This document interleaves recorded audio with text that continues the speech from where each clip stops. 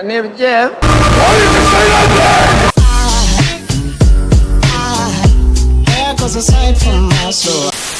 word? There comes a time in everyone's life where they have to admit they were wrong about something. And it's not easy to admit that you are in fact a very flawed individual who makes mistakes from time to time. Now don't worry, I don't think I'll be cancelled on Twitter for admitting this, but I still don't like doing it. I'm of course referring to Batman v Superman and how I used to think it wasn't that bad, but now looking back at it, it's actually way worse than I remember. Now it wasn't always like this. Back when this movie came out, I was willing to say that it wasn't all that bad. It surely wasn't perfect, but it wasn't like a huge disaster either. It had some cool elements to it. However, as time passed, I did something that Hollywood hates. I thought about it. The more I thought about this movie, the more a lot of it wasn't sitting well with me. But I was still willing to give it another chance. Maybe some people were too quick to judge it, and maybe it's not all that bad. Well, I watched it, and yeah, no, it's bad. I'm even willing to say that it's the most disappointing movie of the decade. That's how bad we're talking. Now I don't plan on being here all day explaining every little detail that's wrong with this movie. I just want to say why it's disappointing and why it's bland. I wouldn't call BVS the worst movie of the decade, because let's be honest, there are way worse movies that have come out in the 2010s. However, given the amount of hype for this movie and how much it actually paid off, I'd call it a disappointment. For those saying Star Wars is the biggest movie ever and breaking all records, wait for 3, 25, 16 and then we'll talk. Whoa, whoops! But hell, $800 million isn't a failure. It made a lot of money. Oh yeah, the movie that puts the two most recognizable superheroes on the planet up against each other and they couldn't even break $1 billion? Not scientifically possible! Now before you assume I'm one of those rubes that believes money means everything when it comes to movies, let me be clear, money isn't everything. Just because a movie makes $1 billion doesn't mean it's anything impressive. Oh, Despicable Me made $1 billion?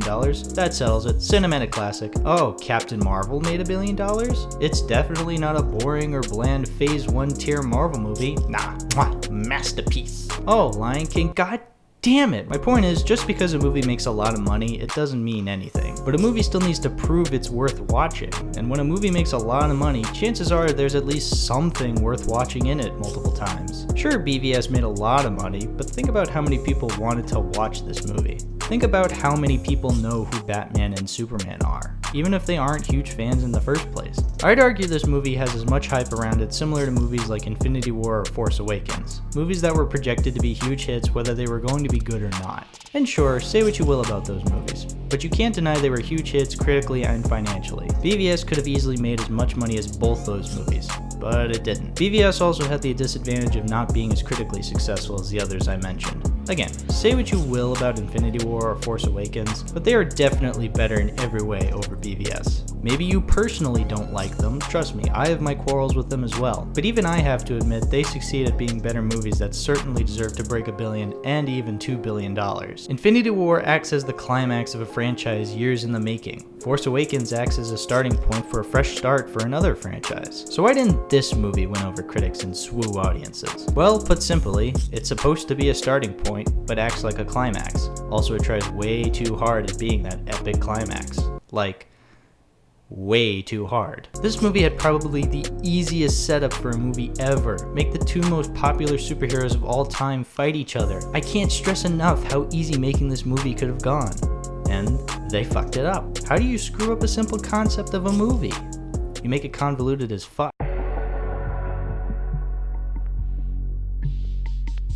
So the movie is called Batman v Superman, except it's not. It's actually called Batman v Superman Dawn of Justice, because Dawn of Justice is a very important subtitle, because in the movie it's, you know, the dawn of justice. Now you'd think all this movie has to do is put Batman and Superman against each other, but it doesn't. This is not just a Batman v Superman movie. It's also a sequel to Man of Steel, a Batman sequel to a Batman universe we've never seen, a Lois Lane mystery caper, a Wonder Woman introduction, a setup for Justice League, a political drama about the ethics of having a Superman, an adaptation of Death of Superman. I get it! Wow, that seems like a lot to fit into one movie. Good thing the final runtime is only 2.5 hours. Well, at least everything is given equal screen time and no characters are horribly underdeveloped. Well, except for...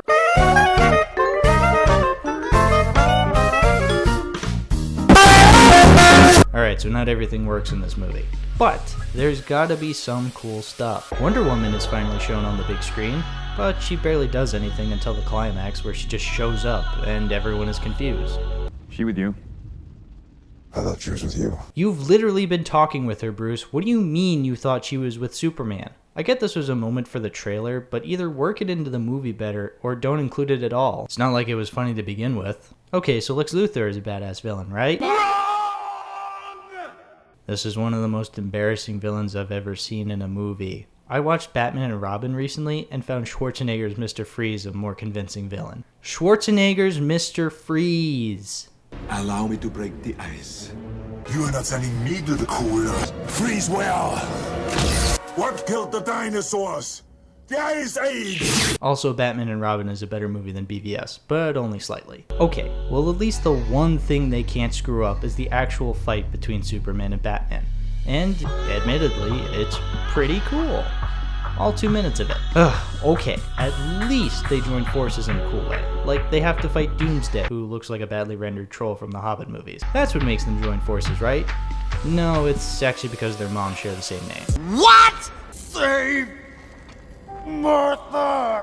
The fuck you say to me, you little shit? I could go over why this is stupid, but you get it. It's stupid. There's no need to get into it. Okay, so nothing is truly exceptional in this movie. It's all just boring and above all, bland. Even the visuals aren't particularly striking. Snyder has been said to be a visual director, but I'm sorry, I don't see anything stunningly visual about this movie. Oh, it's in slow motion. Oh, it's a close-up of the pearls falling to the ground. So inspiring and, I don't know, deep? Oh man, that's deep. You wanna know what really makes this movie bland? The fact that it thinks it's so much more complex and deep than it actually is. Say what you will about superhero movies or other comic book movies for that matter, but I'm of the opinion that they could be more complex than people give them credit for. Sure, a large majority of them are just dumb fun superhero movies, but there are those that are actually pretty deep and, I'll say it, complex. Movies like The Dark Knight and The Incredibles are smart and well-made movies, while also being fun superhero movies. The Dark Knight is a great continuation of the Nolan Batman trilogy, while also being a great film about a city that's forced to think about the people they portray as heroes, and whether or not they should be. The Incredibles is a fun, action-packed animated movie that's able to fit in with the rest of Pixar's canon, while also being a semi-depressing movie about a man unable to let go of his past and having trouble becoming a father for his family. Both of these movies could have been standard and generic, but they went above and beyond, and became movies some would even consider classics today. And sure, maybe you don't think they're all that great. Personally though, they're some of my favorite movies ever. And hey, even movies that are clearly not trying to be more complex than they are still great movies. I may not be the biggest fan of the Raimi Spider-Man trilogy, but I can't deny those movies have a distinct tone and style that makes them beloved by many people. Even the MCU, despite being admittedly bland in its own way, has proven to make movies that are fun, likable, and not trying too hard to be something that's not. Now let's look at BVS, a movie that's so hell-bent on being a complex and emotionally deep movie about the morals of justice and godhood that it includes a snot monster that penetrates Superman with his rock-hard kick. I'm just gonna be blunt. This movie is confused and tries way too many things at once that nothing is developed enough and it comes across as bland. Remember how gut-punching it was to see all those people die because of Superman and Zod? Yeah, me neither. Remember when you were so disturbed by Jesse Eisenberg's phenomenal performance as Luthor? No, probably because he pissed in a jar. Remember when it was so heartbreaking to see Superman die? You know, the Superman we only met in one movie and barely had any lines in this one. Such an emotional, groundbreaking moment to kill off a main character. Yeah, Infinity War killed off half its cast and it felt more deserved. If a movie can't make us care about one character over half a cast of characters, then it's a sign of a very bland movie. I've pretty much said stuff that others have said before in videos that came out years ago, so why am I making this video now? We've all pretty much landed on the consensus that this movie is in fact bad, so why make a video about it?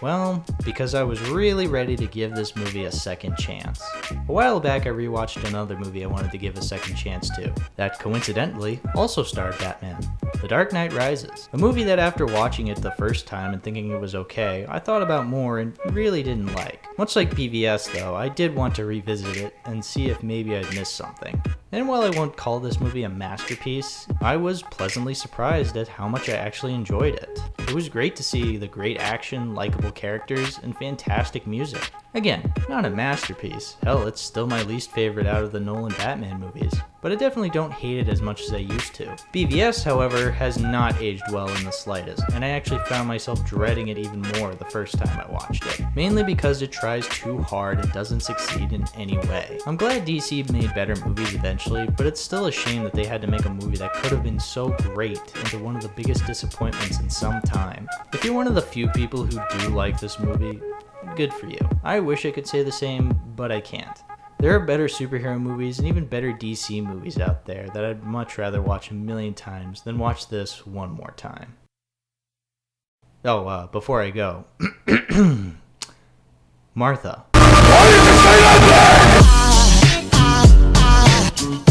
There goes a safe, there goes a safe. There goes a pipe from Martha. I think a falling angel just walked by. I think a falling angel just walked by. I think a falling angel just walked by. I think a falling angel just walked by.